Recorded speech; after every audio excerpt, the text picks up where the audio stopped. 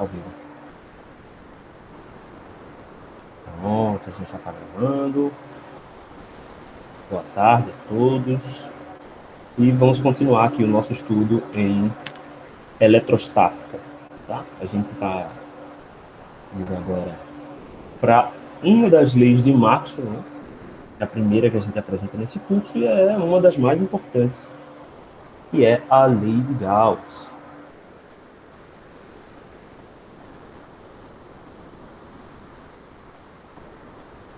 Bem, a lei de Gauss, ela é uma adaptação do teorema da divergência. Né? O que dizia o teorema da divergência? Vou colocar aqui só para a gente se lembrar.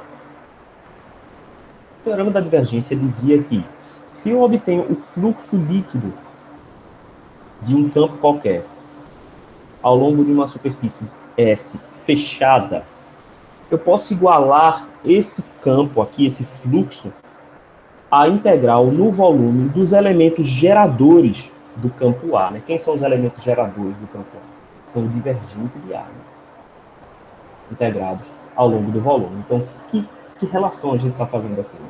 Se eu tenho aqui, por exemplo, uma carga, ou qualquer que seja um campo escalar, que gera um campo vetorial, quer seja gerando um campo que sai da carga, quer seja gerando um campo que entra na carga, se eu faço uma integral em uma superfície fechada que envolve esta carga, a soma de todas as cargas internamente vai dar matematicamente igual, matematicamente equivalente ao fluxo desse campo nessa superfície S. Beleza, né?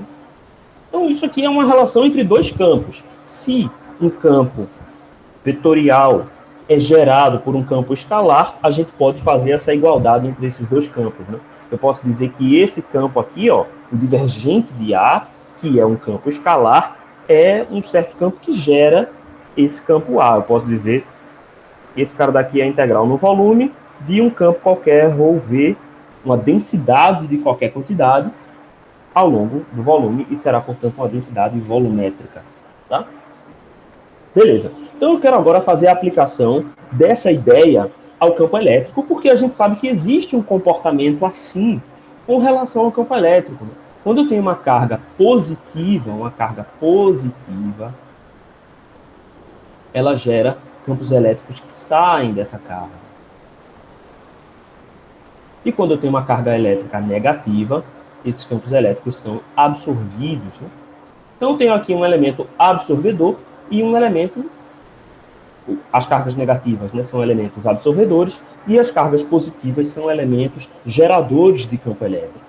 Portanto, eu posso criar uma relação matemática que seja semelhante ao teorema da divergência, né? E a esse teorema, a essa lei, a gente vai dar o nome de lei de Gauss. Mas aqui nós temos um problema, né? O ideal seria a gente relacionar a densidade de cargas ou a quantidade total de cargas, certo? Então, eu estou querendo aqui fazer essa mesma relação. Então, eu quero relacionar a densidade de cargas, ela vai depender da posição. Eu quero fazer uma relação aqui, através da lei de Gauss, com o campo elétrico. Só que tem um probleminha. O meu campo elétrico, como a gente viu na lei de Coulomb, ele depende do meio material. Porque a gente sabe que esse cara daqui é quem? É 1 sobre 4π. ε0, então ε0 é uma propriedade do material, certo? ε0 é a permissividade no vácuo, mas se a gente tem um outro meio que não é o vácuo, a gente vai precisar colocar aqui um epsilon diferente, né? O epsilon daquele meio qualquer. Então tem essa questão aqui, né? Vezes, aí aqui R menos R' sobre R menos R' ao cubo, né? Aqui em cima não é o módulo, né? Aqui em cima é o vetor normal. Então, eu tenho essa equação aqui, que é a lei de Coulomb. Então, temos um problema, porque há uma influência direta do meio material com o campo elétrico. O que eu quero ilustrar aqui? Imagine que eu tenho duas situações. Uma carga Q que produz um campo elétrico no vácuo.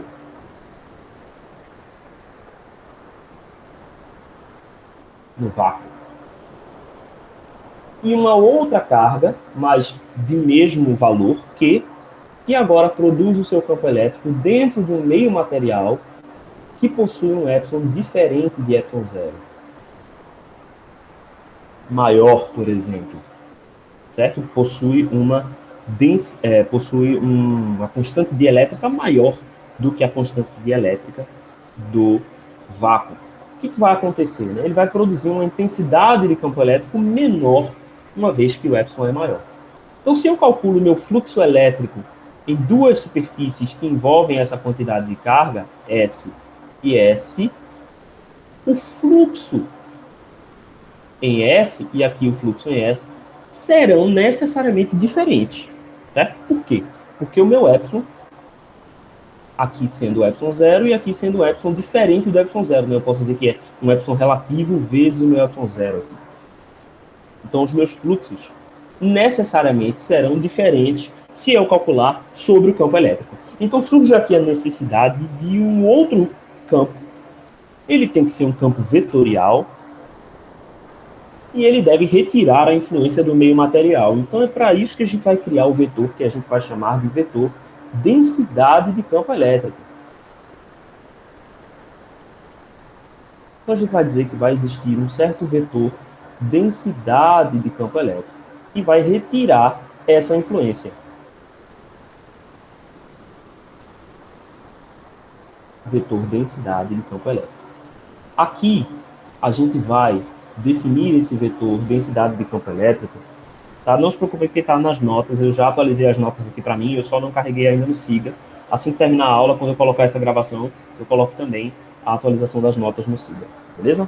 Então, o vetor densidade de campo elétrico, o meu objetivo é retirar a influência da permissividade do meio material. Então, para o vácuo, eu vou definir esse vetor D como sendo simplesmente epsilon zero vezes o meu vetor campo elétrico. Ah, mas e se o meio não for o vácuo? Eu vou ter aqui uma segunda contribuição que eu vou chamar de vetor de polarização. E esse meu vetor de polarização no meio uniforme vai ter um certo valor que a gente vai ver lá na frente. Mas, por enquanto, tenham em mente que o meu vetor densidade de campo elétrico vai ser dado por essa quantidade, certo?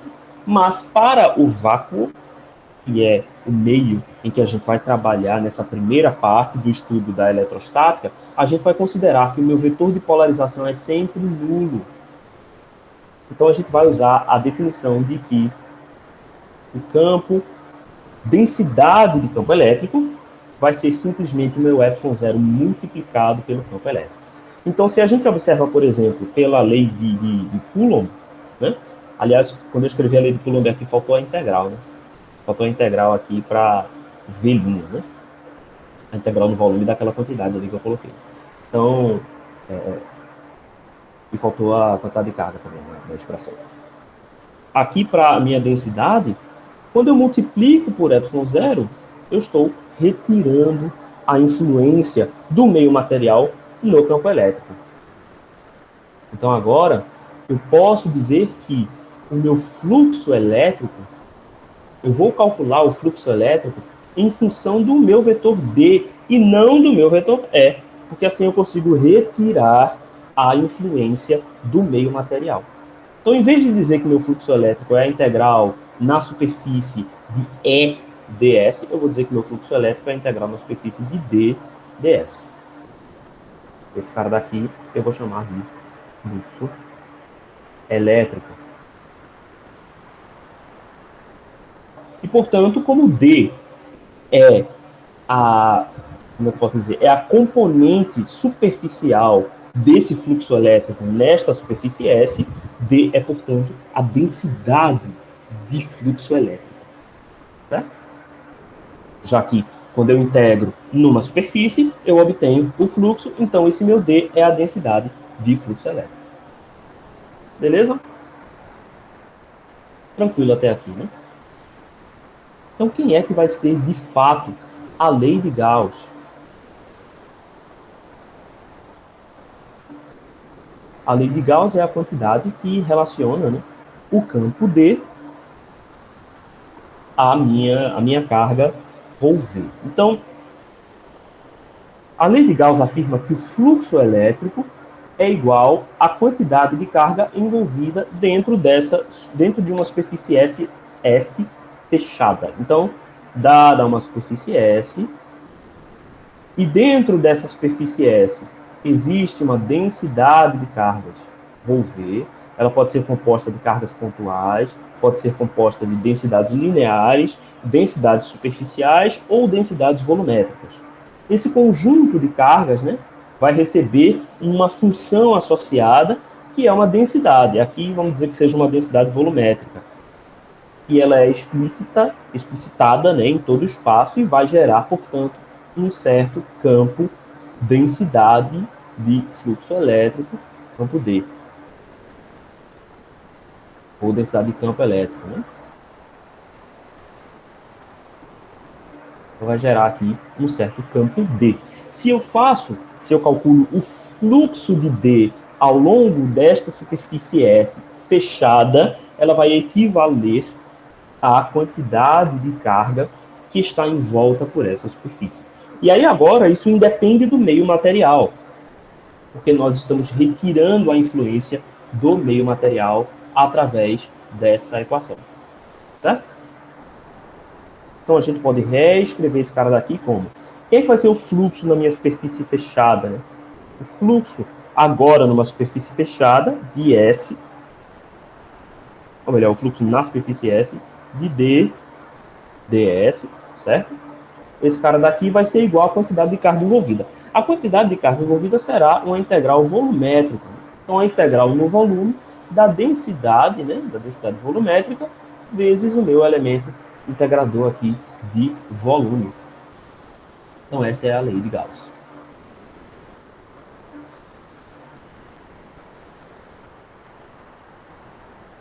Beleza.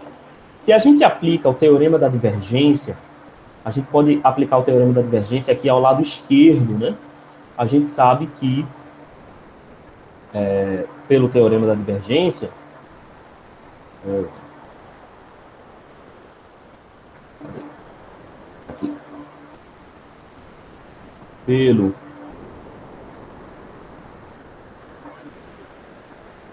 pelo teorema da divergência, a gente sabe que essa integral aqui, fechada, né, na superfície S, do fluxo de qualquer campo vetorial, em particular aqui também ao campo vetorial D, é igual à integral no volume do divergente de D.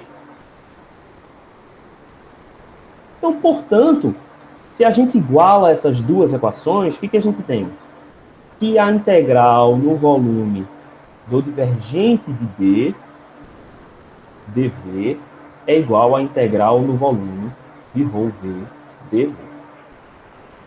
Aqui a gente tem um passo que pode parecer óbvio, e ele é, né? Que é o nosso resultado, que é ρV igual ao divergente de D. Bem, eu sei que esse resultado é bem óbvio, mas a gente precisa parar para prestar atenção só um minutinho no passo que foi tomado aqui. Vejam só. O que a gente está dizendo? A gente está dizendo que nós temos uma integral em um volume, e aí a gente depois igualou os integrandos ponto a ponto. Isso não é tão óbvio quanto parece, né? Mas se a gente imagina um volume, vamos imaginar que existe esse volume aqui, V, e eu estou somando dentro desse volume dois campos. Um campo é o divergente de D. E o outro campo é o campo escalar ρV. Ambos são campos escalares, né? E a gente está fazendo a soma desses dois campos nesse volume. O que é que permite a gente dizer que, se as somas são iguais, os integrandos são iguais? Vocês estão entendendo o que eu quero dizer? Porque não é toda vez que eu tenho um integral de alguma coisa igual a integral de outra coisa que eu posso dizer que os integrandos são iguais ponto a ponto, certo? Por que eu posso dizer isso aqui? Porque esse volume V aqui não possui uma especificação. Esse volume V deve ser qualquer volume V no espaço, incluindo o volume infinitesimal. Então, se eu tomo esse volume aqui como um volume infinitesimal, naquele ponto, o divergente de D deve ser igual à minha densidade volumétrica de cargas. E isso é válido para qualquer ponto do espaço. Então, como não existe uma limitação aqui nesse volume V, como esse volume V é um volume V qualquer, esta igualdade é verdadeira apenas se os integrandos são iguais em todos os pontos no espaço. Então, a gente pode dizer que esses campos são iguais. Ficou claro o que eu quis dizer? Ficou. Beleza. Agora, professor, aquela integral ali é fechada, né? A integral no volume, você está falando de qual?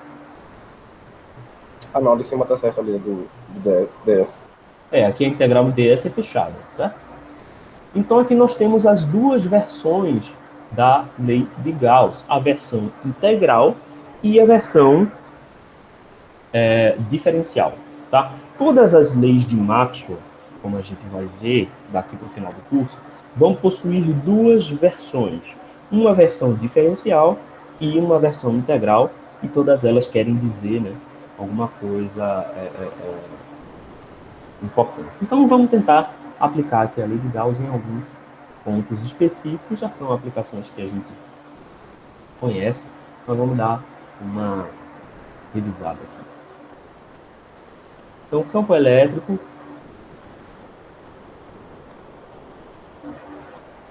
provocado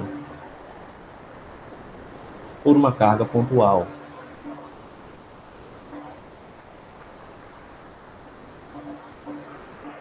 Então, o que acontece aqui no campo elétrico provocado por uma carga pontual? Como que é interessante usar a lei de Gauss, né?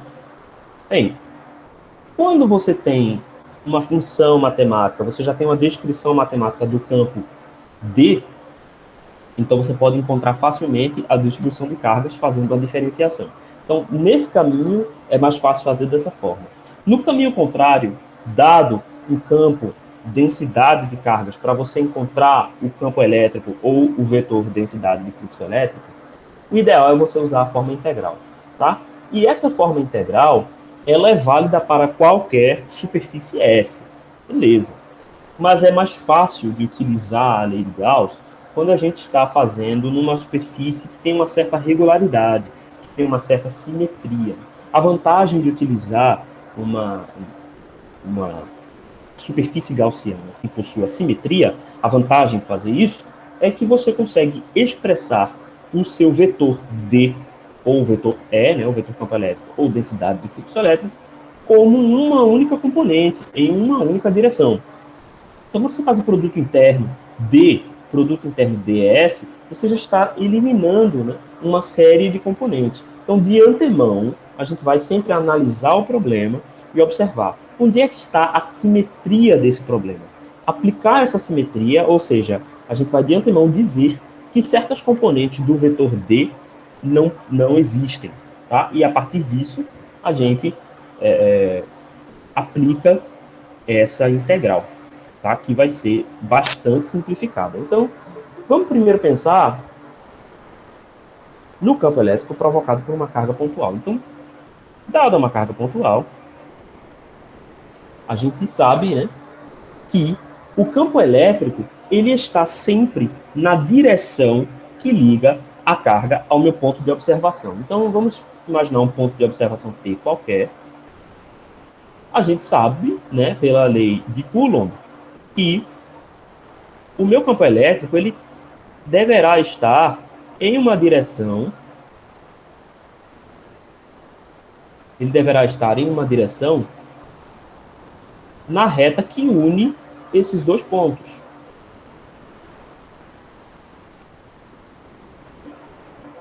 Isso significa que a minha força, né, e também, por consequência, o campo, estará ou nessa direção, campo elétrico, ou nessa direção.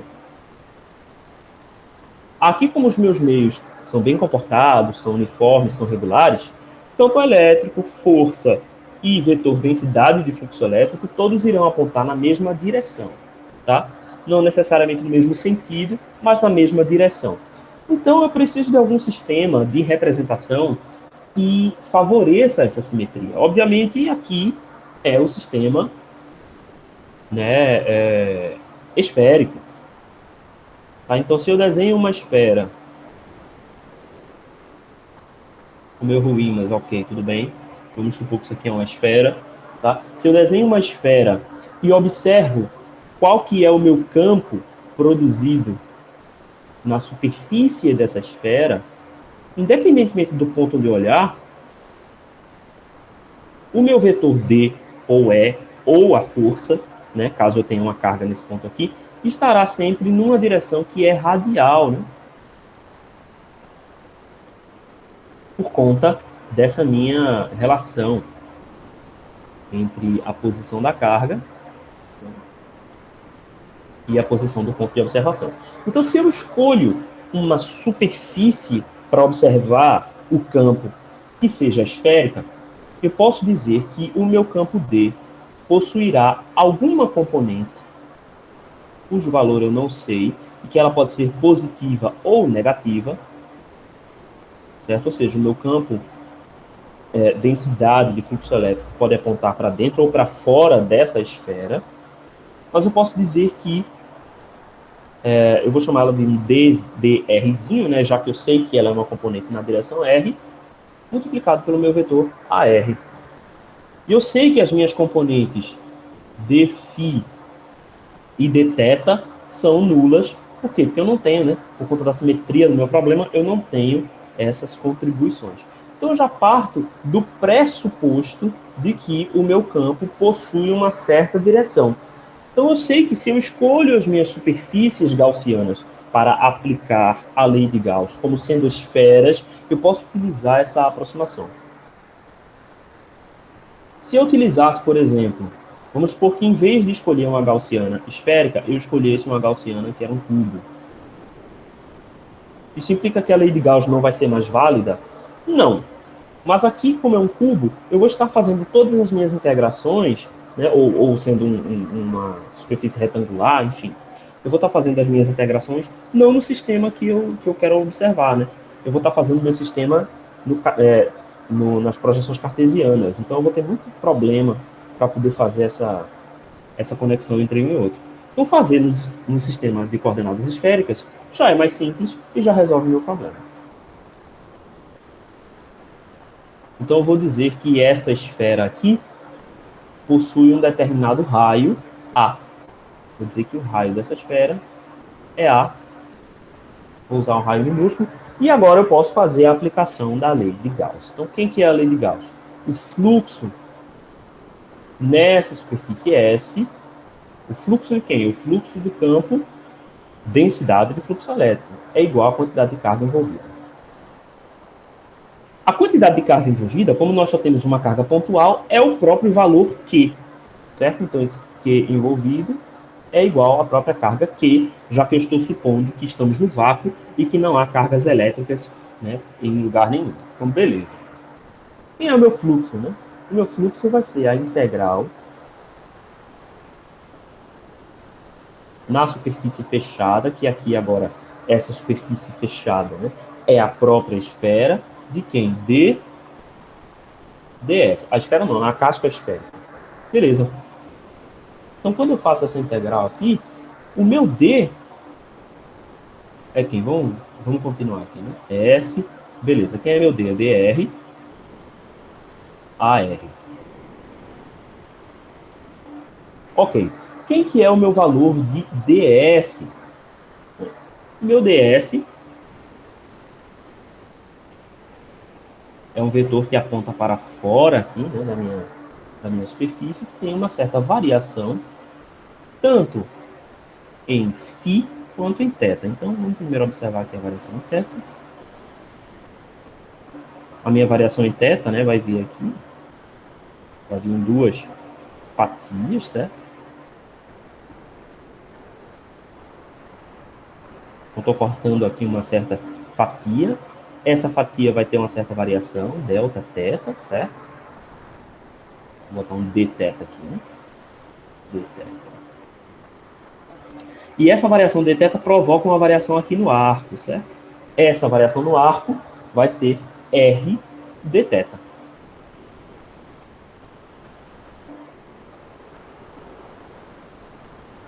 Desculpa, essa variação não é nessa direção, né?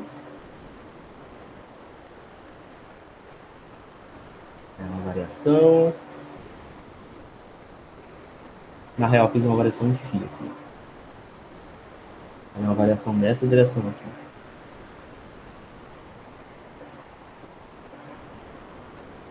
Esse aqui é o dφ, certo? E a variação em θ vai estar nessa distância aqui. Então, essa variação aqui é o arco referente à minha variação em θ. A minha variação em φ vai ser essa variação aqui, né, na minha direção horizontal, vamos dizer assim, na direção φ, e no vertical vai ser a minha variação em θ. Então, a minha variação em θ tem comprimento r dθ, comprimento do arco, né, e a minha variação nessa direção tem comprimento r seno θ de φ. Esse cara daqui resulta nessa integral, né? Na integral, quando eu faço a variação completa em θ e em φ. Então, eu posso tirar... Sim, esse cara daqui vai ser o meu ds, né?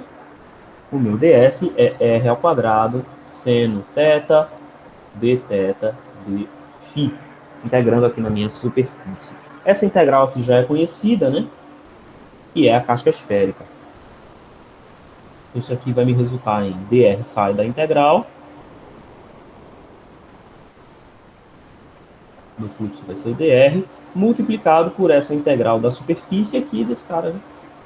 R ao quadrado, seno θ, dθ, dφ.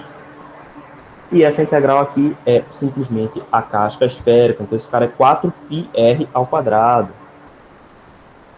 Então, dr, 4π vezes a ao quadrado, né? O que a é o raio da esfera. Beleza, então agora é só fazer a divisão, né, já que eu sei que essa quantidade aqui é igual à minha carga envolvida aqui.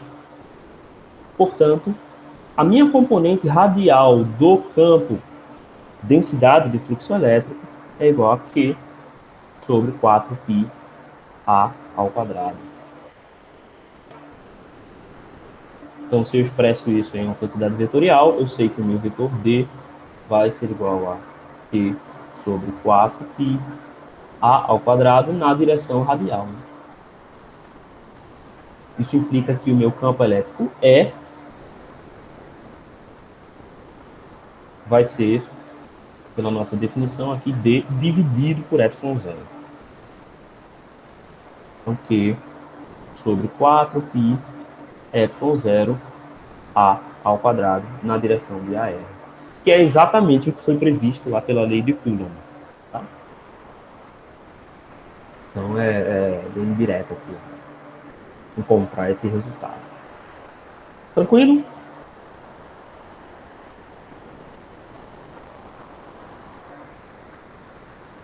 Vamos ver aqui mais uma aplicação clássica dessa, né?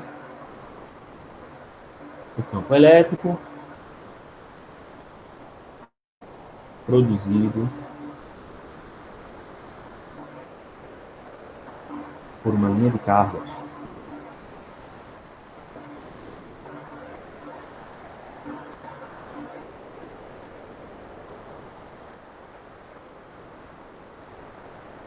Então, agora o que nós temos é uma linha infinita de cargas. Vamos dizer agora que essa linha tem uma densidade ρ, ela vai ser uma densidade linear, certo? Então, ρL, e eu quero calcular o campo elétrico do espaço, em qualquer ponto do espaço. Bem, primeira coisa, de novo, que a gente precisa ver é observar a simetria do problema. Então, vamos observar um ponto qualquer. Vamos imaginar um ponto de observação P. a gente sabe que essas componentes vão existir ao longo, né, da linha que une cada elemento infinitesimal de ρ L e o ponto de observação. Então, se eu pego, por exemplo, esse ponto aqui, o ponto que está imediatamente na horizontal, né, na mesma altura de P, se eu traço uma linha, então eu sei que a contribuição do campo dado por essa pequena quantidade de carga infinitesimal estará na direção do raio cilíndrico, certo? Então, essa contribuição vai estar nessa direção. Beleza. Vamos supor que ρL seja positivo, então vai estar afastando-se, né, da própria linha. Beleza. Agora, a gente pode ver que existe uma simetria aqui, que é a seguinte. Para cada ponto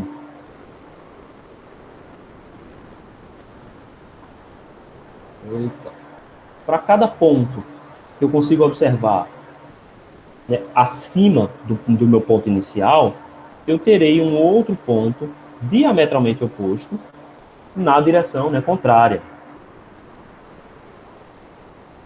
Então, eu vou ter dois pontos aqui, em que eu vou ter um determinado ρL e também um ρL de mesmo valor. Né? Por que eu vou ter um ρL de mesmo valor? Ou eu poderia dizer que eu tenho uma certa quantidade de Q, certo? De mesmo valor. Porque os dois estão à mesma distância, né? E os dois têm a mesma quantidade infinitesimal e a densidade é uniforme. Então, eles dois irão provocar dois campos exatamente iguais, né? Só que espelhados em torno desse eixo. Em torno desse eixo aqui. Então, eles vão provocar duas componentes nessas direções, né? Nas mesmas direções que unem o meu elemento dq ao ponto P. No entanto, como elas estão em posições opostas em relação ao eixo Z, certo? As suas contribuições em AZ irão se cancelar. E só irá resultar uma contribuição na direção radial. Então, vamos lá. Se a gente observa todas as cargas que estão presentes, né, desde a origem até o infinito e ao menos infinito, na origem eu produzo uma componente radial. Para toda a parte positiva, eu produzo componentes radiais e em Z na parte negativa, né, ou seja, na direção menos AZ.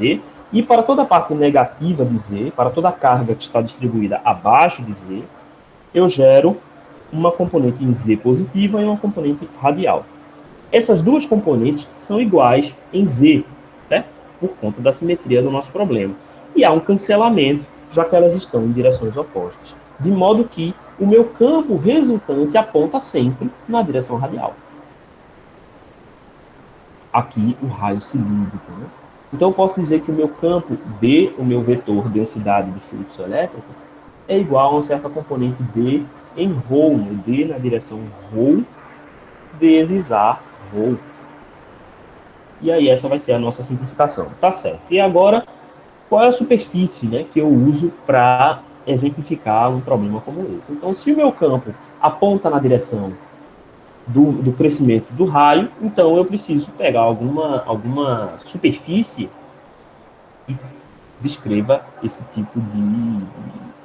que seja também, né, eu preciso descrever uma superfície cuja normal seja também a ρ. A superfície cuja normal é a ρ, cujo vetor normal é a ρ, é o próprio cilindro, a própria casca cilíndrica. Então, a superfície gaussiana, que é melhor escolher aqui nesse problema, são as superfícies cilíndricas.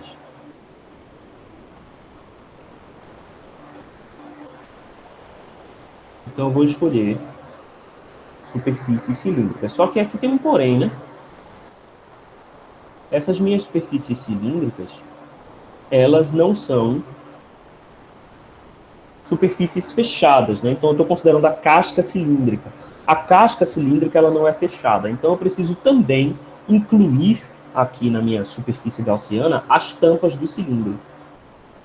Então aqui eu tenho três faces. Eu tenho as tampas dos cilindros e tenho a casca cilíndrica. E aqui eu vou ter um DS que aponta nessa direção. Na tampa inferior vou ter um DS que aponta para baixo. E na casca eu tenho um DS que aponta para a saída, né? Eu tenho um DS que aponta para fora do cilindro, na direção de arroz. Então, beleza. Agora a gente já pode aplicar a lei de Gauss e a gente vai descobrir nos pontos, né? Em qualquer ponto. Vamos lá. Eu sei que o meu fluxo elétrico é igual à quantidade de carga envolvida. Beleza. Quem é o fluxo elétrico? O fluxo elétrico é a integral na superfície fechada de D ds. Então aqui eu vou separar em três integrais diferentes. Tá? A minha primeira integral vai ser a integral na tampa superior, certo? De D ds. Mais a integral no cilindro, certo? Eu vou fazer um desenho aqui, na casca cilíndrica, de D ds, mais a minha integral na tampa inferior de D ds. Só que a gente sabe que D aponta na direção arrow, né? ds aponta em que direção aqui? Eu estou usando cilíndricas, né? Então, eu estou colocando aqui Z, e ρ aponta na direção do raio, né? Então, eu sei que o meu ds, aqui na tampa superior, aponta na direção AZ. Certo? Então, portanto, eu não, esse produto aqui será igual a zero. Esse produto interno aqui é igual a zero. A mesma coisa vai ser dita na tampa inferior. Né? O meu campo D continua apontando na direção arrow, mas o meu ds agora aponta na direção menos AZ. Né? Então, esse produto interno aqui também é zero, porque a ρ e a z são ortogonais. Então, eu posso resumir a minha integral apenas a integral no cilindro.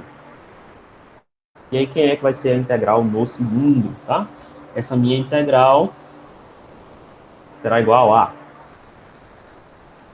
uma integral dupla, né? Porque trata-se de uma integral na superfície de D. Aí, D é dρ a ρ.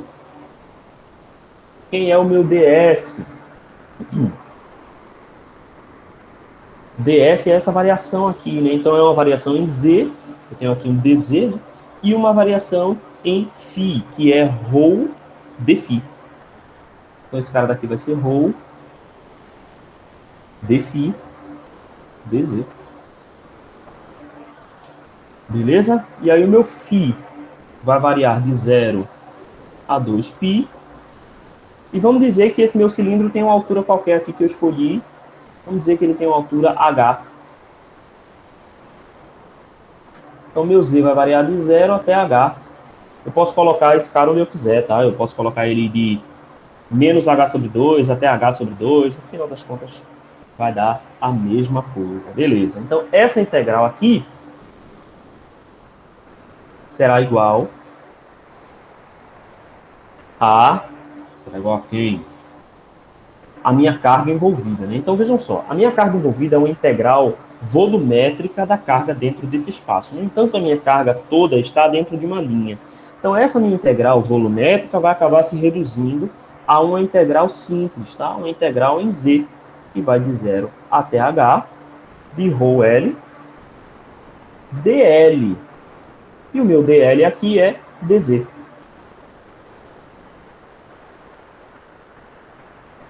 Pronto.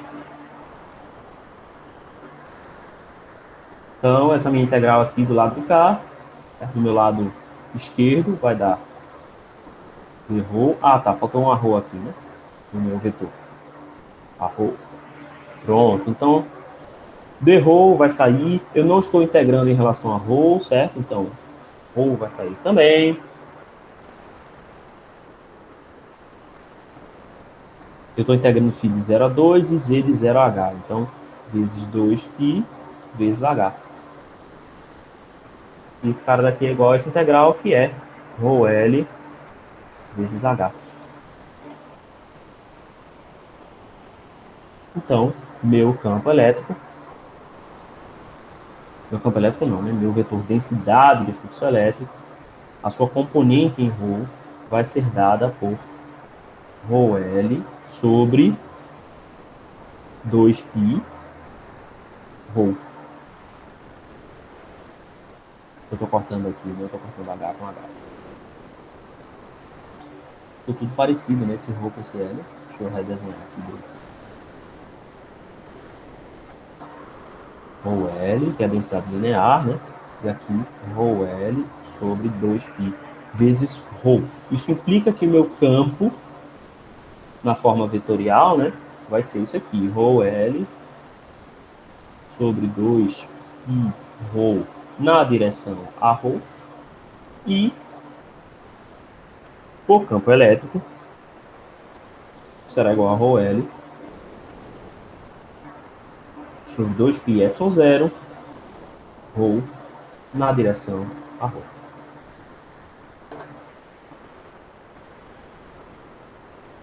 Beleza?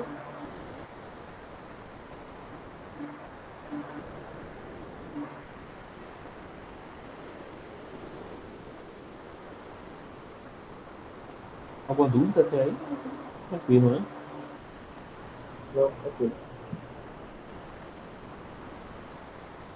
Então, o campo elétrico produzido por um plano. Então, a gente vai dizer que é um plano infinito, né? Carregado.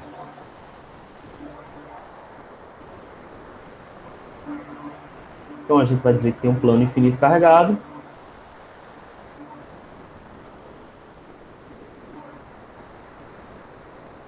Naturalmente, agora a gente vai ter uma certa densidade aqui, ρs, certo? Então, a gente teve uma carga pontual, depois uma carga linear e agora uma carga num plano, tá? Então, eu tenho uma densidade superficial ρs e quero agora calcular qual que é o campo em todos esses pontos. Então, primeiro, de novo, a gente tem que avaliar a simetria. Vamos escolher um ponto qualquer, certo? A uma distância de um ponto, a uma distância do plano, né? E a gente vai observar o campo nesse ponto. Novamente, se eu tomo o ponto imediatamente sobre... Se eu tomo o ponto imediatamente sobre o meu ponto de observação, então estou observando a contribuição desse dq que está imediatamente abaixo do meu ponto de observação. Então eu tenho aqui uma certa quantidade de dq, eu estou observando exatamente esse ponto. Eu vou ter uma contribuição no campo que vai ser nessa direção radial, certo? Vamos de novo supor que ρs é positivo, então todos os campos estão se afastando do plano. Então, beleza. Vai gerar uma certa contribuição de nessa direção. Se eu considero agora outros pontos, eu vou ter essa mesma simetria, tá? Para qualquer ponto dq, existirá um outro ponto dq diametralmente oposto nesse cilindro aqui, né? Nesse cilindro não, né? Nesse círculo do plano. Então, se eu tomo aqui um círculo no plano, haverá sempre um ponto diametralmente oposto sobre o plano e vai provocar uma outra contribuição na direção contrária. Então, aqui não. Esse meu primeiro dq irá produzir uma certa contribuição nessa direção e o meu segundo dq, que está diametralmente oposto, irá produzir uma contribuição na direção contrária. Na direção contrária não, né? Irá produzir numa outra direção. A gente pode decompor essas duas contribuições em um termo na direção z. Aqui eu estou escolhendo colocar o meu z para cima, né? E outras duas contribuições aqui na direção ρ, na direção do raio, né? Do raio cilíndrico. E essas duas contribuições do raio cilíndrico irão se cancelar. Então, no final das contas, o elemento central, que está exatamente abaixo do meu ponto de observação, irá provocar uma componente na direção z, e os outros pontos Nos outros pontos haverá sempre um ponto diametralmente oposto que produz um cancelamento das componentes na direção ρ. E a gente naturalmente não tem nada que produza qualquer componente na direção φ, aqui nesse caso, né? Então, eu posso também dizer que haverá aqui uma exclusividade, né? Uma direção apenas irá provocar um campo. Eu posso dizer que D está na direção Z.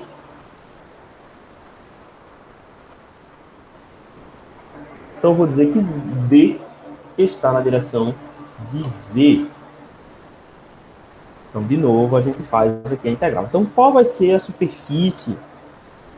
Qual que vai ser a superfície gaussiana que é interessante para resolver esse problema? Bem, a gente sabe que superfícies esféricas não vão ser interessantes. Mas aqui nesse problema, a gente pode escolher tanto superfícies cilíndricas quanto superfícies cartesianas. Ambas vão funcionar, né? Por quê? Porque o meu D, meu campo, está na direção AZ. Certo? Por estar na direção AZ, ele é perpendicular às componentes x e y, mas é também perpendicular às componentes ρ e φ. Então, eu posso escolher superfícies fechadas cilíndricas ou superfícies fechadas retangulares, tá? Eu vou escolher superfícies aqui cilíndricas, mas tanto faz. Então, a gente escolhe um cilindro.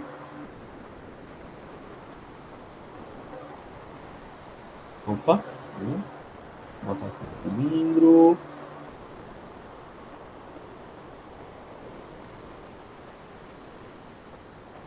E vamos fazer esse cilindro passar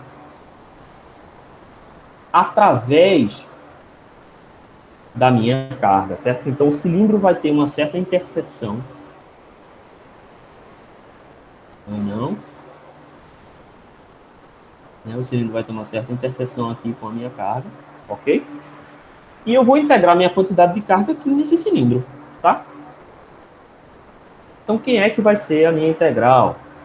De novo, aplicando a lei de Gauss, o fluxo elétrico na superfície S. A superfície S é todo o cilindro, certo? As cascas laterais, né? a casca cilíndrica lateral, né? E as tampas.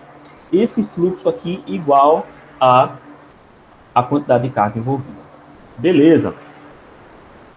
Ok. Quem é que vai ser o meu fluxo? De novo, esse fluxo vai ser uma integral na tampa superior, mais uma integral na casca cilíndrica, mais uma integral na tampa inferior. Isso aqui é igual ao fluxo, né? Aqui a situação é a contrária. No problema anterior, como o meu campo era radial, com o raio cilíndrico, então eu havia componentes a serem somadas no fluxo ao longo da casca cilíndrica e não ao longo das tampas. Aqui é o contrário que está acontecendo. As minhas tampas estão em Z, então eu vou ter componentes nas tampas e não tenho componentes no cilindro, na casca cilíndrica, certo? Na lateral. Então é essa componente aqui que será igual a zero pela mesma razão anterior.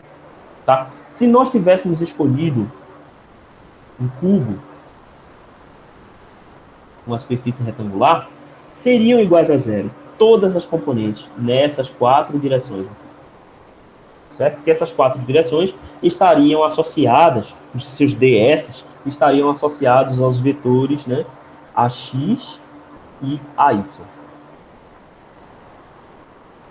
Contrário, né? Aqui é AY e aqui é AX. E menos AY e menos AX. Certo? Então, os meus ds estariam associados aos vetores AX e AY e as suas combinações, né, negativo, enfim. Então, quando eu multiplicasse esses caras pelo D, daria zero. Então, as 4 laterais do meu retângulo estariam nulas, né? E as outras 2 tampas estariam corretas. Beleza. Aqui a gente vai fazer uma seguinte consideração. A gente vai considerar que esse cilindro está cortando aqui o meu plano em uma altura h sobre 2, né? e aqui H sobre 2 também. Então, eu estou supondo que o meu cilindro tem altura H e que ele está cortando exatamente no meio. Por que isso é importante? Né? Por que isso é relevante? Porque eu preciso que o meu dz desse vetor seja igual. dz pode depender da altura z, certo? Então, para garantir que eu tenho mesmo simetria, eu vou fazer com que esse campo esteja afastado de uma altura z igual a h sobre 2. Então, eu estou avaliando o campo nessas duas tampas aqui. E para que eu tenha simetria, eu vou supor que o z é igual. No final das contas, a gente vai perceber aqui nesse problema que o campo não depende de z, tá? Mas é uma boa prática a gente colocar essa superfície, tá, igualmente espaçada em todas as direções, para a gente ter uma certeza a mais de que a gente está lidando aqui mesmo com uma simetria, tá? Então, essa integral aqui, nessa tampa superior e nessa tampa inferior, a gente precisa observar uma característica, tá? O meu campo dz, ele aponta na direção afastando-se do plano carregado. Então, nessa parte superior, as minhas componentes de dz apontam nessa direção, na direção dz a z. No entanto, na tampa inferior, o meu campo D vai apontar na direção menos dz a z. Porque agora o meu campo está se afastando, né? Nas duas situações ele está se afastando, né? Mas agora, na tampa inferior, a direção que se afasta da carga é para baixo. Então, o meu campo D será igual a menos dz a z. O meu ds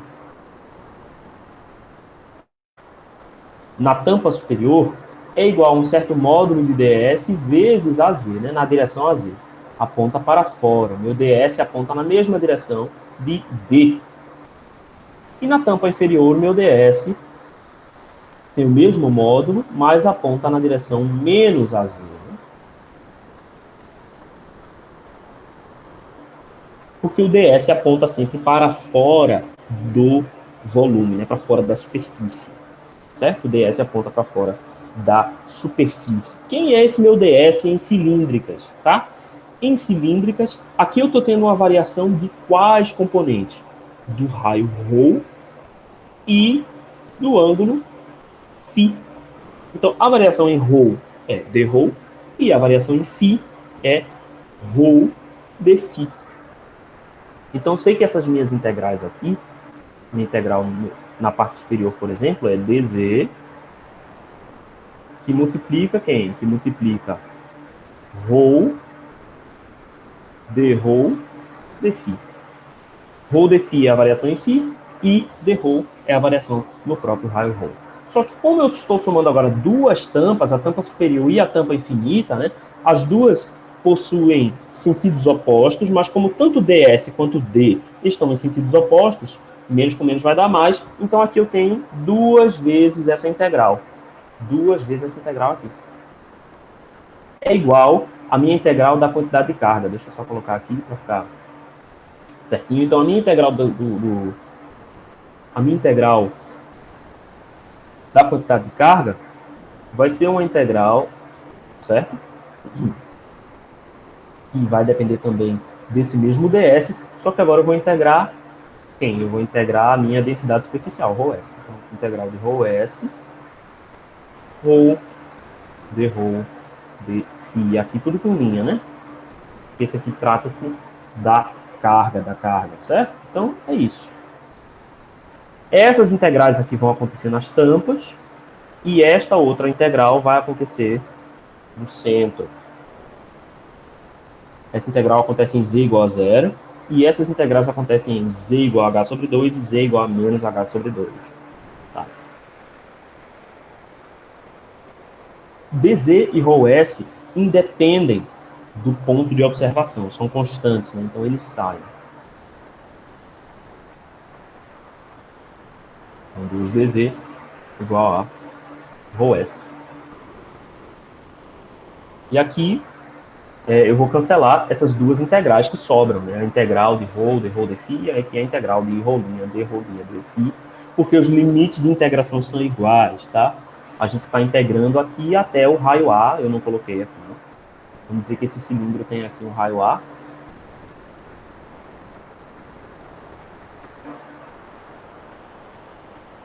Essa integral aqui vai dar a área desse círculo. Ok? Beleza, então, se eu tenho essa componente, eu sei que o campo D será igual a ρS sobre 2 na direção AZ.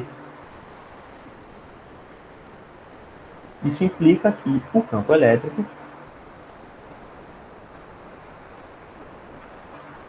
vai ser igual a ρS sobre 2 ε0 AZ.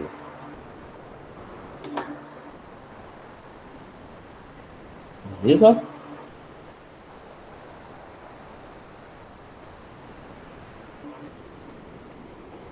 Então, tudo tranquilo até aí, não tem nem o que... Realmente não são problemas difíceis.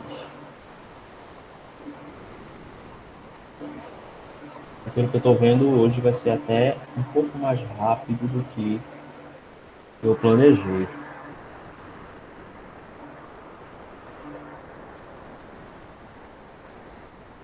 Então, esfera uniformemente carregada. Então, campo elétrico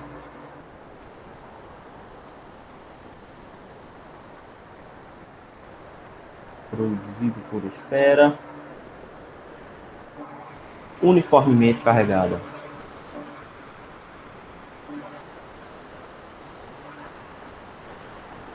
Esse é um problema clássico. Vamos supor que existe aqui uma esfera e essa esfera está uniformemente carregada com uma densidade volumétrica ρV.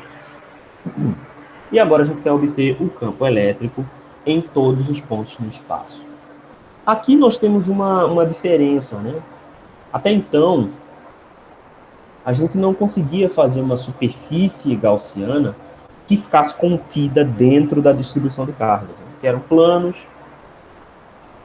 Então, eu não consigo fazer um volume que esteja contido dentro de um plano, né?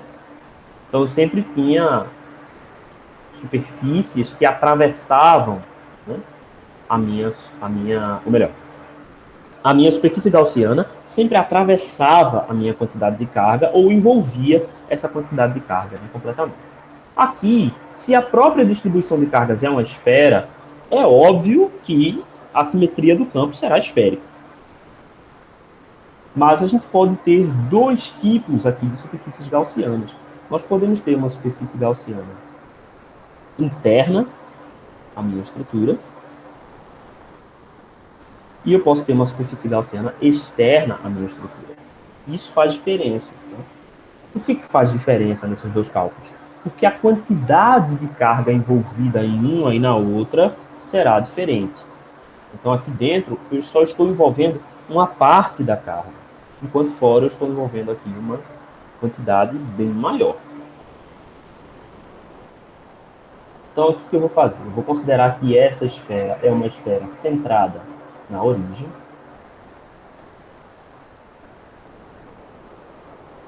E vou fazer os dois casos.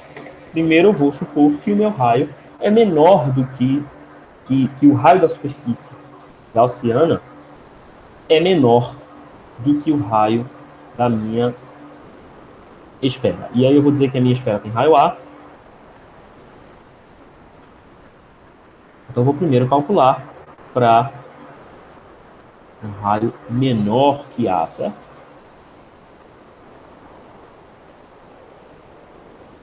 Eu vou considerar que essa aqui é a minha superfície gaussiana.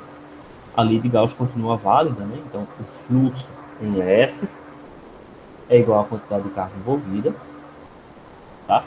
E aqui, só para a gente argumentar que é fácil a gente ver fora, né? E eu tenho simetria esférica. Né? Então, qualquer ponto que eu analisar, eu vou ter aqui pontos diametralmente opostos que provocam, né, uma soma, uma contribuição assim. em direções opostas, tá? Mas o mesmo acontece para pontos de observação internos à esfera. Então, se eu tenho um ponto de observação interno, né, na esfera, para qualquer carga dq, eu tenho também uma outra carga dq diametralmente oposta, que provocam uma contribuição de campo radial na sua soma, acima ou abaixo do meu ponto de observação. Então, aqui também eu tenho sempre duas cargas diametralmente opostas, independente de qual que seja meu ponto de observação. E o mesmo acontece quando eu observo aqui num ponto qualquer, uma lateral aqui, por exemplo, da minha esfera. Então, como esse problema aqui é simétrico, eu vou simplesmente concentrar minha observação, né, aqui no centro, como se meu ponto de observação estivesse no eixo Z. Então, eu vou tomar minha superfície gaussiana como sendo menor do que o meu raio A. Beleza. Ok. Então, nesse caso, quem que é o fluxo, né? Tá, sim. O meu vetor densidade de campo elétrico vai ter uma componente em R. Então, dr AR. Ok. O meu fluxo, ele é o mesmo, certo? Meu fluxo em S independe se eu estou pegando a minha gaussiana dentro ou fora, porque o campo tem o mesmo modelo. Então, meu fluxo vai ser essa integral aqui na superfície fechada S, de D, ds. Esse cara daqui é simplesmente dr vezes a área, né, da superfície. Então, essa área da superfície da casca esférica é 4πr ao quadrado. Beleza, essa aqui é a área da esfera. A área da casca esférica. A quantidade de carga envolvida, isso aqui vai ter uma certa mudança, certo? Eu estou aqui fazendo a integral volumétrica de ρV vezes o meu volume, né? Então, como ρV é constante, eu vou retirar ele da equação, só que eu estou fazendo aqui a minha integral, que vai resultar na área, né, na área não, no volume da esfera, só que esse volume da esfera agora é o volume para R menor do que A. Então, vou dizer que esse meu volume é 4/3 de π R ao cubo para R menor do que A. Beleza, então é só igualar essas coisas aqui. dr 4πr igual a ρV 4/3 de πr ao cubo. Então, minha componente radial, né? Então, eu vou cancelar aqui 4π com 4π e vou cancelar R com R ao quadrado aqui, né? Com R ao quadrado.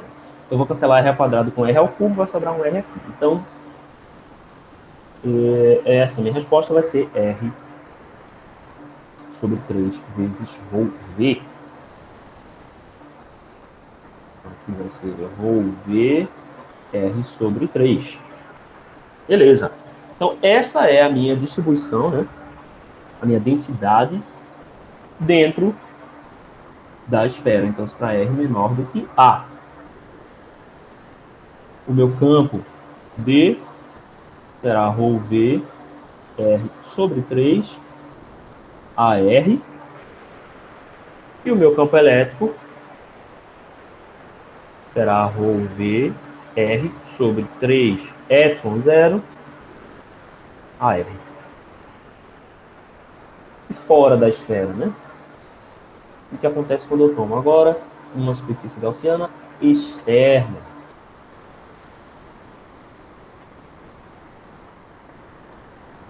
Nossa, eu nunca consigo fazer isso.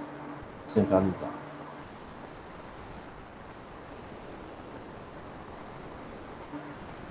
eu estou agora tomando uma superfície gaussiana que é maior do que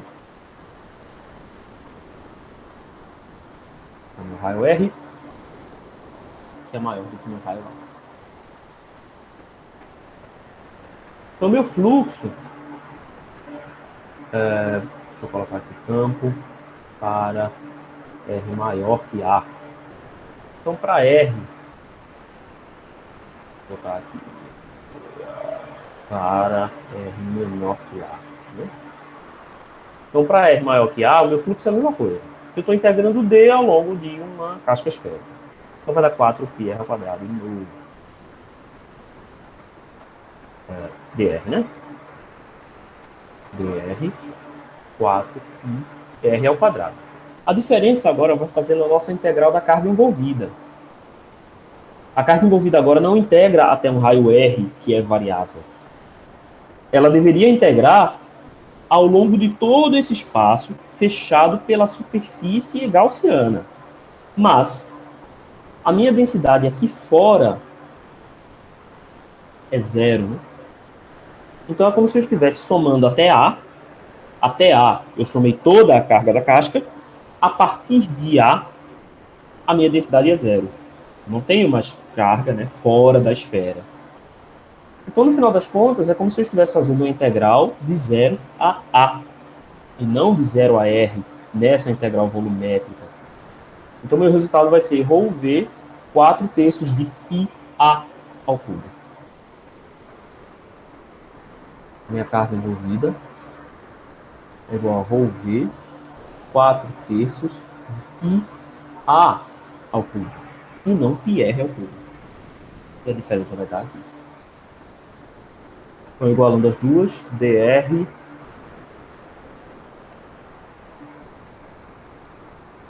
é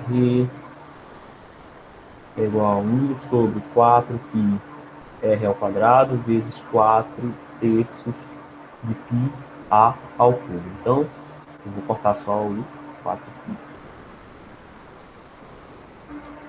Então, o meu vetor densidade de fluxo elétrico na direção do raio será igual a A ao cubo sobre 3R ao quadrado. Isso na minha direção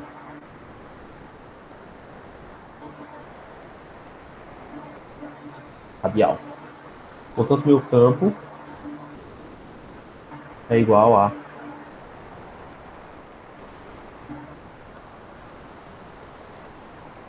ao cubo sobre 3R ao quadrado na direção a R.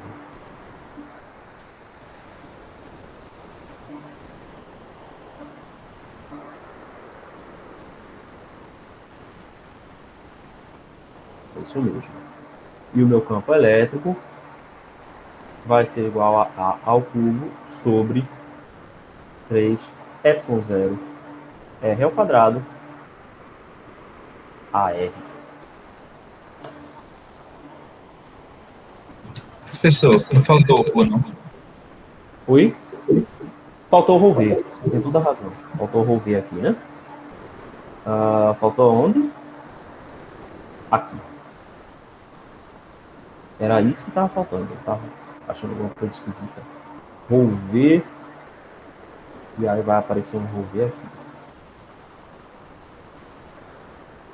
ρV A ao cubo sobre R ao quadrado, e aqui ρV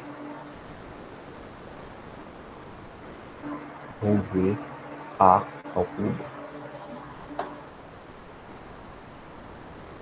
Beleza.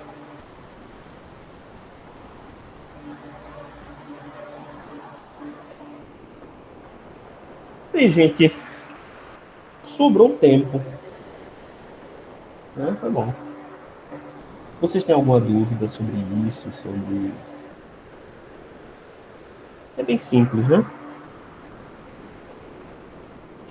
Se tranquilo. Não é nada novo. Até agora tá basicamente física 3. É, mas de fato, a física 3 tem muito... basicamente física 3, não tem muita diferença não. A diferença vai ser mais na segunda parte, mas mesmo assim vocês veem magnetostática lá, biocevar, tudo. É só mesmo no final que a gente introduz uma coisa nova de... E vocês veem potencial elétrico lá em física 3 também, né?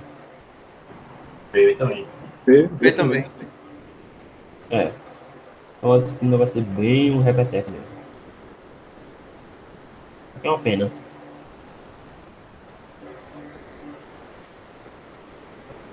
E aí, tem tempo? O que a gente faz? Vamos tentar resolver o exercício, então. Você deve continuar de assunto, professor. Acho que mais interessante do que para exercício. Pois é, eu acho Porque também... não, Hã? querendo ou não, isso aí basicamente é BIM, né? Seria barra, disco, se é um anel carregado, mesma Vai coisa. ser a mesma coisa, é. De fato. Marcos e Guilherme, Isadora. Ah, tem mais gente aqui. Chegou a galera. Não, chegou gente. Eu tava achando que só tinha 3 pessoas. Então, tudo bem, pessoal? A gente continua o assunto? É melhor, professor. Melhor, né? A gente adianta.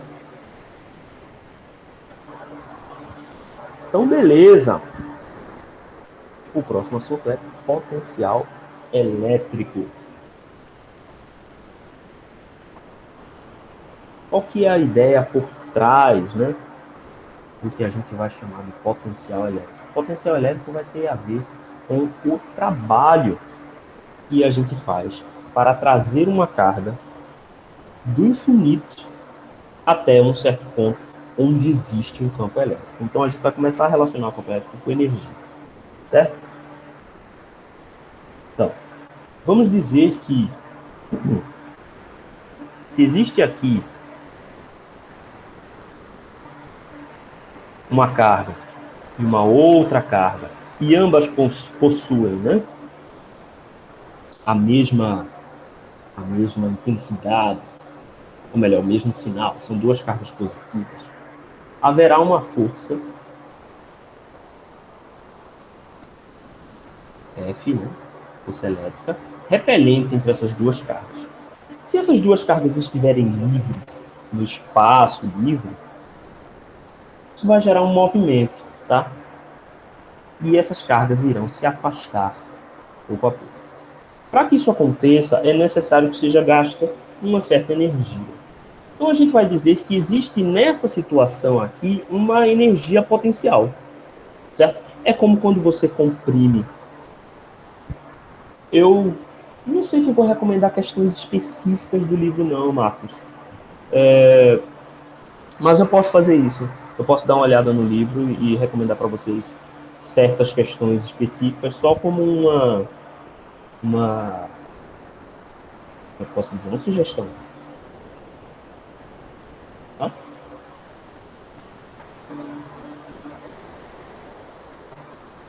Então, haverá, né, uma energia potencial nesta situação. Então, haverá um trabalho que essa força F vai indicar, né? E como a gente sabe, o trabalho de uma força, a gente pode dizer que o trabalho de uma força, ou melhor, a unidade infinitesimal do trabalho de uma força, vai ser proporcional a essa força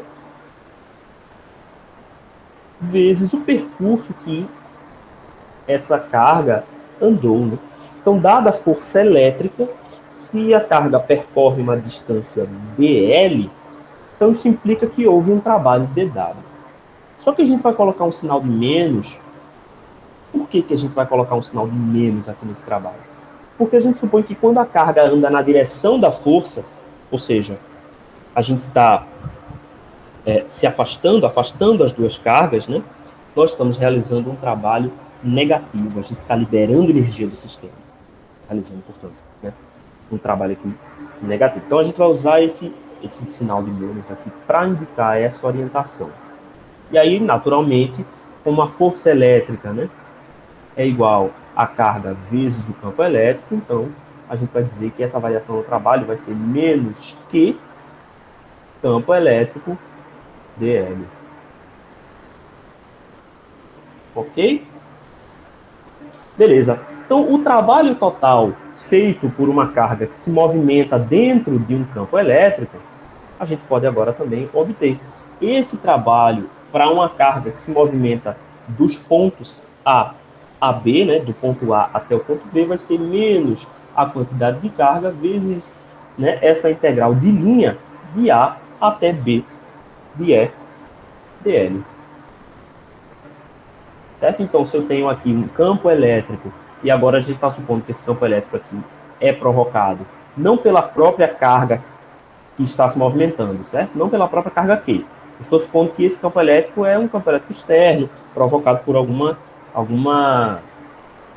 coisa que está gerando esse campo elétrico externamente.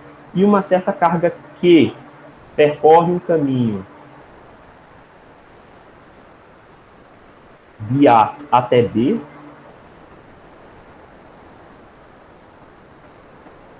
de A até B, e eu levei essa carga de A até B através dessa linha L. O meu trabalho para fazer isso vai ser igual a menos que a integral de linha de A até B. Note que essa integral ela independe do caminho que foi escolhido, né? Ela independe do caminho. Então, se essa carga fez qualquer movimento, mas no final ela terminou no ponto B, esse trabalho realizado vai ser o mesmo, né? Porque o campo elétrico é um campo conservativo. Quando a gente tem essa característica, a gente chama esse campo de campo conservativo. A gente pode dizer que a diferença de potencial entre esses dois pontos, então eu vou chamar de diferença de potencial entre A e B, vai ser o trabalho por unidade de carga. Então é a mesma ideia, mais ou menos, de força para campo elétrico. A gente está tirando a influência dessa carga de teste e expressando essa quantidade, ou essa energia, não em função da carga que vai sofrer essa força, mas em função de um campo elétrico genérico. A mesma coisa com o potencial. A gente vai expressar esse potencial, essa diferença de potencial, não em função da carga específica que a gente usou para fazer esse percurso, mas sim da propriedade, né, ali do espaço. Então, a gente vai tirar a influência dessa carga. Então, a diferença de potencial entre dois pontos vai ser um trabalho por unidade de carga. Então, ela vai ser igual a menos a integral de A até B do campo elétrico dl. Beleza. Então, agora, a gente pode relacionar, né, esse cara daqui com um certo potencial absoluto. O que a gente vai considerar como sendo potencial absoluto? O potencial absoluto, a gente vai considerar que ele é zero, o potencial no infinito é zero, tá? E aí, trazendo essa carga do infinito para o ponto A, isso vai gerar uma determinada energia que vai se expressar por um potencial absoluto em A.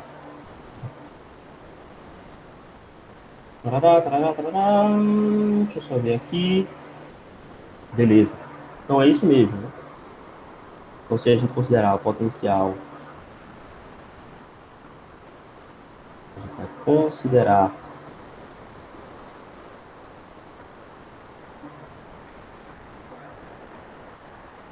potencial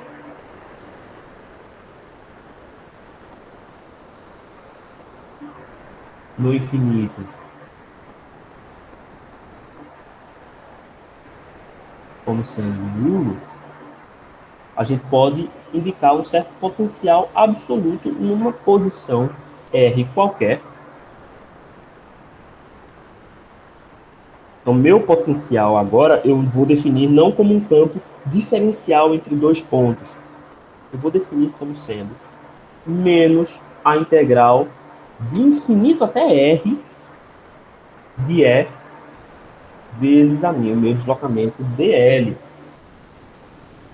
Certo? Então, se eu considero que essa minha carga ela está não na origem, mas em um ponto com um certo raio R, tá? Eu vou dizer que o meu potencial num dado ponto R vai ser igual a quantidade de carga, potencial por uma carga pontual, certo? Vou colocar aqui. Então,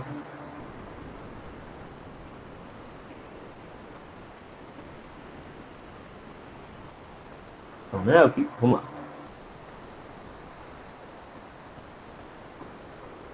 A gente vai considerar aqui o campo E.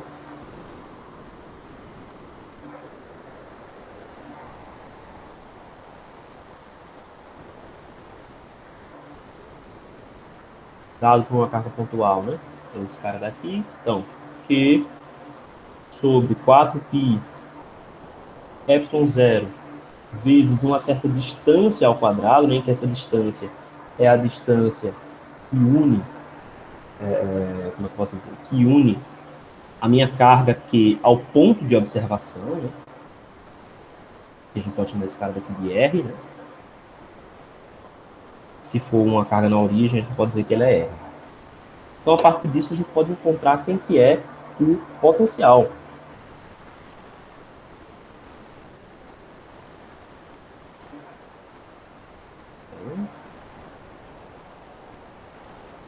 A gente pode dizer que o potencial entre dois pontos A e B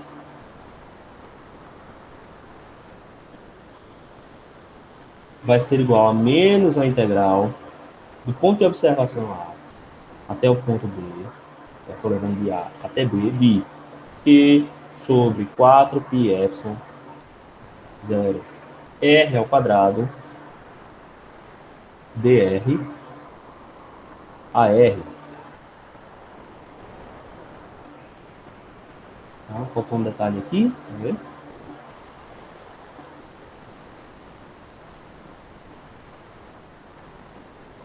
AR, dr, AR.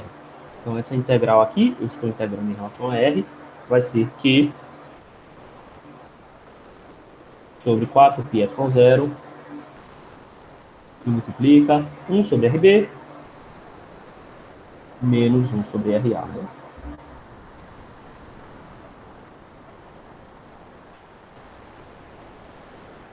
Então, eu posso dizer que existirá um potencial absoluto aqui, né?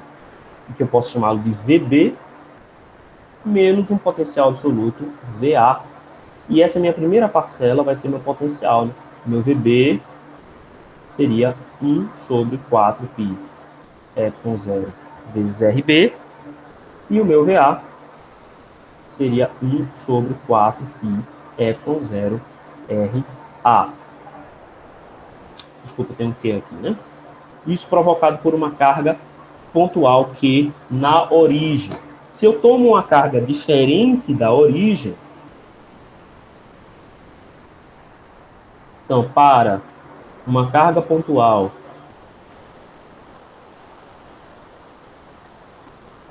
fora da origem, esse RB e RA é, na verdade, o módulo da distância entre essas duas cargas. Então, eu posso agora definir uma função genérica, V, de uma posição X qualquer, certo? Na verdade, aqui a gente está usando o R. O potencial numa determinada posição R qualquer vai ser igual a Q sobre 4π epsilon 0 vezes a distância entre o ponto de observação menos o ponto onde está a minha carga. Eu posso também definir o potencial elétrico em função de distribuições de carga. Né? Então, para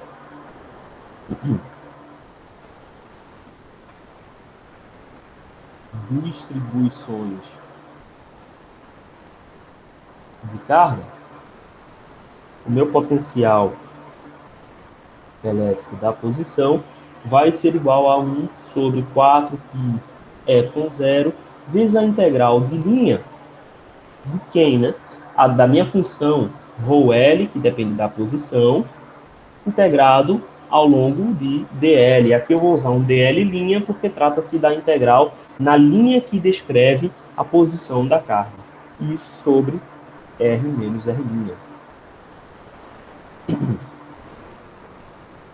Esse cara daqui é para uma distribuição linear.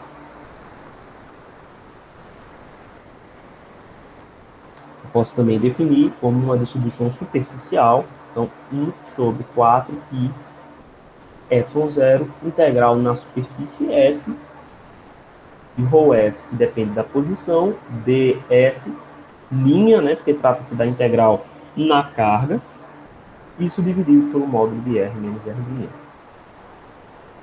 E para uma distribuição volumétrica, 1 sobre 4π ε0 integral no volume de ρV R dv linha. Tudo isso dividido pela distância, né, entre o meu ponto de observação e a carga. Certo? O que mais?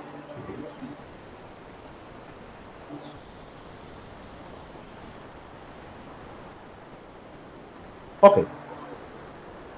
Essa aqui é uma distribuição superficial. E essa daqui é uma distribuição volumétrica. Vamos ver então agora a relação entre o campo elétrico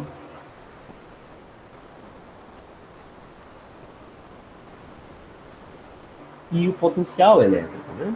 Então a gente viu que o potencial elétrico, até então, né, ele vem de uma integral que já existe aqui, né, o potencial entre A e B. A gente pode também usar essa integral aqui como a nossa definição do potencial em um determinado ponto fixo, né? Considerando que o potencial do infinito é igual a zero. Então, resolver essa integral aqui implica em encontrar o potencial. Mas como trata-se de uma integral de linha, né, o potencial é, portanto, um campo escalar, certo? O potencial elétrico é um campo escalar. Então, a gente pode estabelecer relações entre esses dois campos, relações matemáticas. A primeira delas é a gente observar uma seguinte situação. O potencial elétrico entre os pontos A e B, ele pode ser definido como potencial de B menos o potencial de A. Ou eu posso reescrever isso como menos o potencial de A menos o potencial de B. Então, isso seria menos V de BA. Ou seja, o potencial elétrico que uma carga ganha ao trafegar da posição A para a posição B é igual ao potencial na direção contrária. Isso implica para o campo, certo? Se eu faço VAB mais VBA, essa soma aqui, ela tem que ser igual a zero, né? O potencial ganhado pela carga para ir do ponto A até o ponto B é igual a menos o potencial ganhado pela carga para voltar do ponto B até o ponto A. Só que se eu observar a definição, né, do potencial, ele é uma integral do campo elétrico, né? Se eu dividir por Q aqui, né, W sobre Q, vai ser meu potencial. Ele é uma integral do campo elétrico de A até B. Certo? Então, no caso aqui, ó, essa soma, ela é uma integral do campo elétrico de A até B, mais uma integral de B até A. Ou seja, eu estou integrando o campo elétrico E ao longo de uma linha fechada, ao longo de uma curva fechada. Eu posso dizer que essa soma é a integral ao longo de uma linha fechada de E dl. Então a gente chega na segunda equação de Maxwell. A segunda equação de Maxwell afirma que a integral do campo elétrico ao longo de uma linha fechada é igual a zero.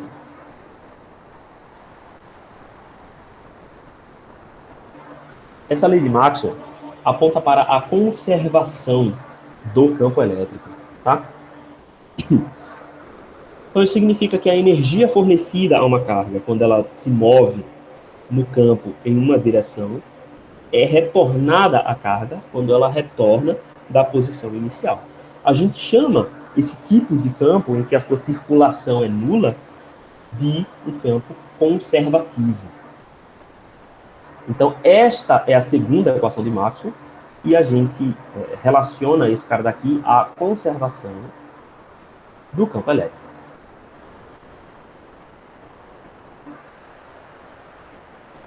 Conservação do campo elétrico. Ela naturalmente também vai ter uma forma diferencial. Por quê? Porque a gente pode relacionar essa circulação através do teorema de Stokes. Então, aplicando o teorema de Stokes, a gente sabe que a circulação de um campo ao longo de uma linha fechada é igual à soma do rotacional desse campo ao longo da superfície. Desde que essa superfície S seja encapsulada, né, seja terminada nessa curva L. Então, o que a gente está fazendo? A circulação ao longo de toda essa curva AB, então, a minha circulação vai ser essa integração aqui, ó, ao longo de DL, eu estou integrando o campo, é igual à soma do meu rotacional em todos os pontos internos. Então, cada ponto interno aqui, eu vou calcular um rotacional. E esse rotacional, quando eu somo cada um dos rotacionais nessa superfície, a soma dos rotacionais tem que dar igual a essa circulação. É isso que diz o teorema de Stokes. Mas a conservação do campo elétrico afirma que esta segunda igualdade é também igual a zero. E aqui a gente vai invocar a mesma ideia que a gente usou lá naquela nossa transformação lá da lei de Gauss, de integral para diferencial. Para que essa igualdade seja zero para qualquer superfície S, isso implica que o rotacional de E deve ser igual a zero em todos os pontos dessa superfície.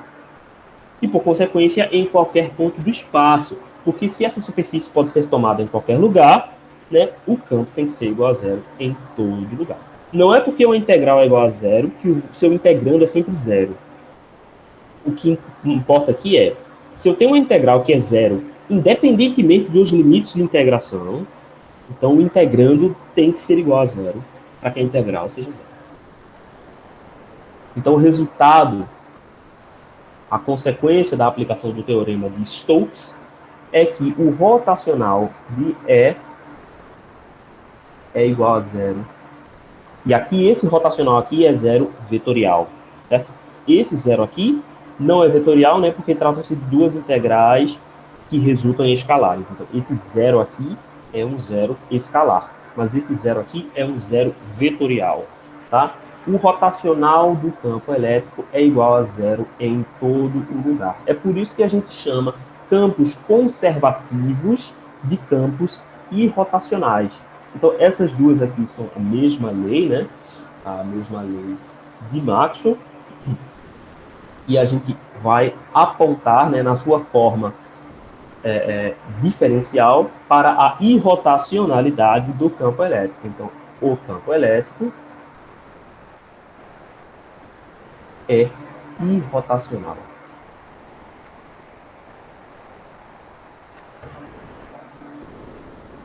Beleza?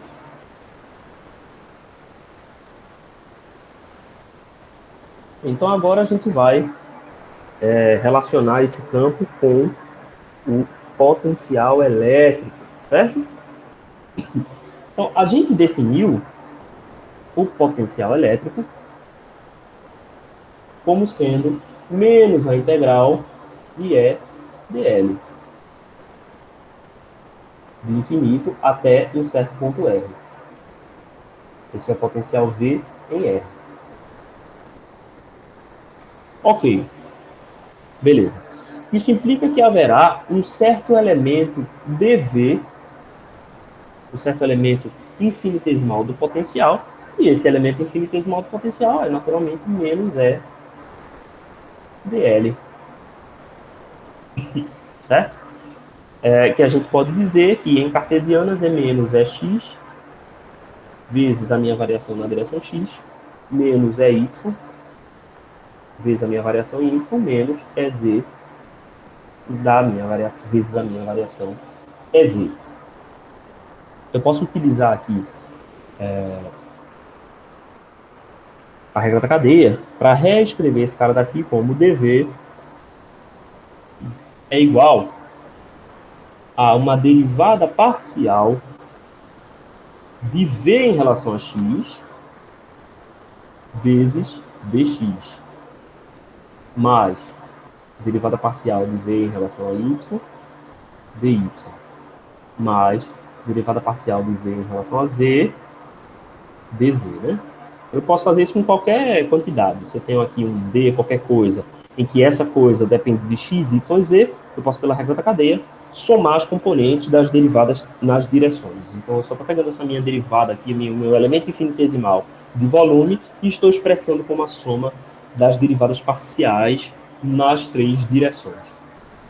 Se a gente compara essas duas equações aqui, a gente vê que existe uma ortogonalidade, uma vez que dx, dy e dz são independentes entre si. Então, se essas duas equações aqui são iguais, é necessário que esta parcela seja igual a esta parcela, e esta parcela seja igual a esta, e esta parcela seja igual a esta. Portanto, daqui a gente pode invocar a ortogonalidade para dizer que a componente em x do campo elétrico é menos a componente da derivada parcial do potencial em relação a x. Além disso, a gente pode também afirmar que a componente em y é igual a menos a derivada parcial do campo em relação a y. E a componente do campo elétrico em z é igual a menos a derivada parcial do potencial elétrico em relação a z.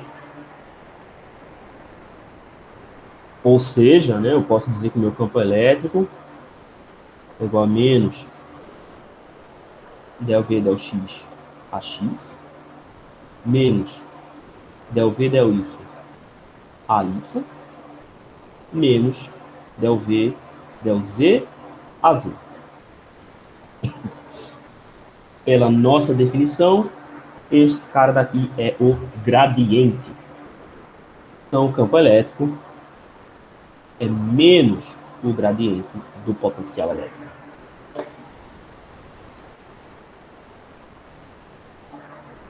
Beleza?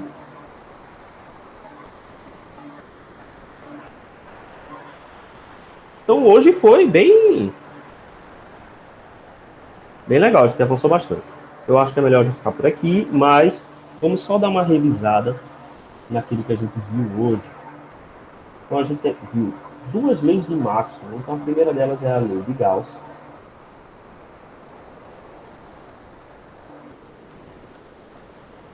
A lei de Gauss, ela afirma que o fluxo dentro de uma superfície fechada, o fluxo elétrico, é igual à quantidade de carga envolvida.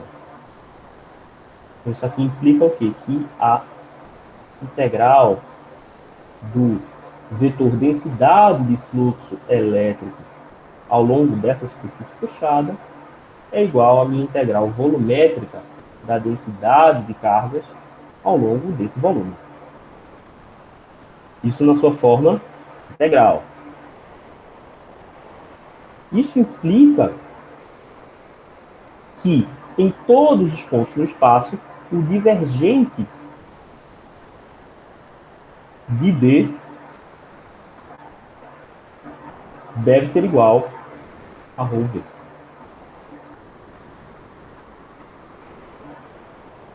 Beleza. A segunda lei de Maxwell, que é a lei da conservação do campo,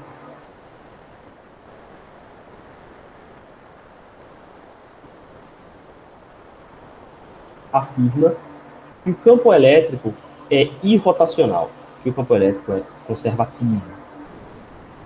Então, a integral numa linha fechada do campo elétrico é igual a zero. Essa lei de Maxwell aponta para o fato de que o campo elétrico é conservativo, ou seja, o trabalho necessário para levar uma carga de um ponto a outro, a energia necessária para levar uma carga de um ponto a outro, vai ser devolvida essa carga se a gente traz essa carga de volta para o ponto original. Uma consequência matemática disso é que o rotacional do campo elétrico tem que ser igual a zero em todos os pontos do espaço.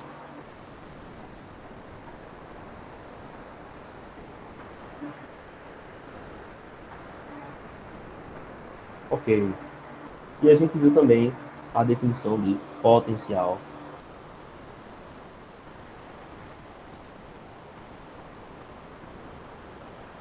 elétrico. Então, o campo potencial elétrico, num certo ponto R, vai ser igual a menos a integral do infinito até esse ponto R do campo elétrico dl. Na sua forma diferencial, o que implica que o campo elétrico é igual a menos o gradiente do potencial.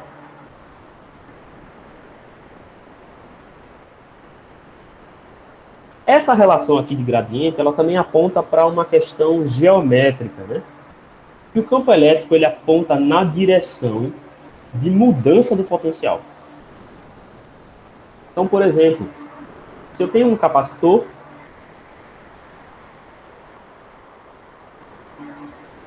de placas paralelas, e nesse capacitor eu tenho uma certa diferença de potencial, haverá no interior desse capacitor uma queda gradual de potencial entre esses dois pontos. Aqui eu tenho uma certa tensão V+, e aqui eu tenho uma certa tensão 0 volts, por exemplo, eu tenho uma queda de tensão gradual ao longo do dielétrico desse capacitor.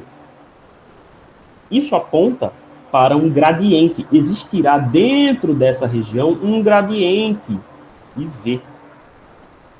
Certo? E esse gradiente de V aponta na direção de crescimento de V. Para onde o potencial está crescendo, né? O potencial está crescendo nessa direção. Essa é a direção para onde aponta o gradiente de V. O campo elétrico aponta na direção oposta do gradiente de V.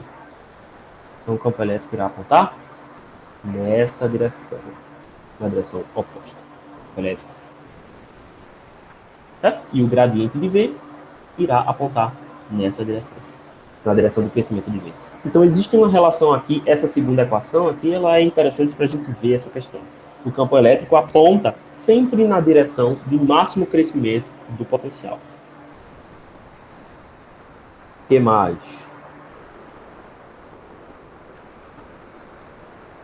A gente viu também a expressão geral, né? Para o potencial. O potencial em um determinado ponto R vai ser essa integral aqui, ó. Essa integral aqui. Então, 1 sobre 4πε0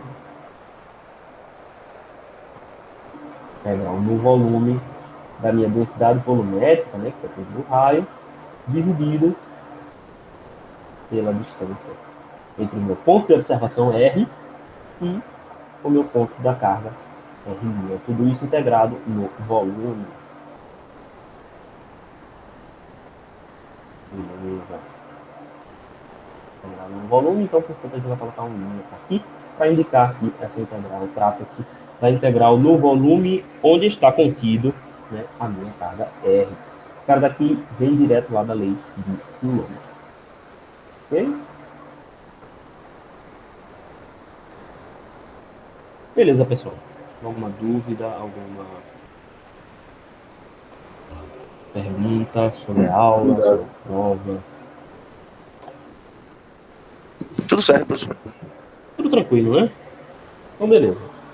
Eu vou fazer isso, eu vou atualizar as notas de aula, certo? Colocar lá no CHA e no Classroom. E vai sobrar uma aula, eu vou pensar em alguma coisa pra gente fazer. Pode ser uma resolução de exercício, alguma coisa assim, porque vai sobrar uma aula de potencial elétrico, e aí acho que pode valer a pena fazer. Eu não gosto muito, mas ok. Certo? Então é isso. Beleza, pessoal? Agora, Obrigado. professor, nessa aula de questões, se eu pegar umas questões assim, no estilo prova, né? Tipo, dando alguma Sim. coisa, mas Sim, pode sim, pegar algum. sim. Não, na lista sugerida vai vir os exercícios mais ou menos que vai cair na prova. Tá? De dificuldade semelhante. Até porque senão não faz nem sentido. Eu vou pedir para vocês fazerem exercícios e de repente, na prova, cai uma coisa nada a ver. Entendeu? Mas é isso então, meu gente. A gente vai ficando por aqui e até amanhã. Eu vou continuar aqui para eletrônica, né? Como é? A eletrônica continua aqui, no caso. Né? Vai ser essa Eletrônica eu vou continuar aqui nessa mesma sala. Beleza. Ah, tudo certo, então. Valeu, pessoal. Valeu, pessoal.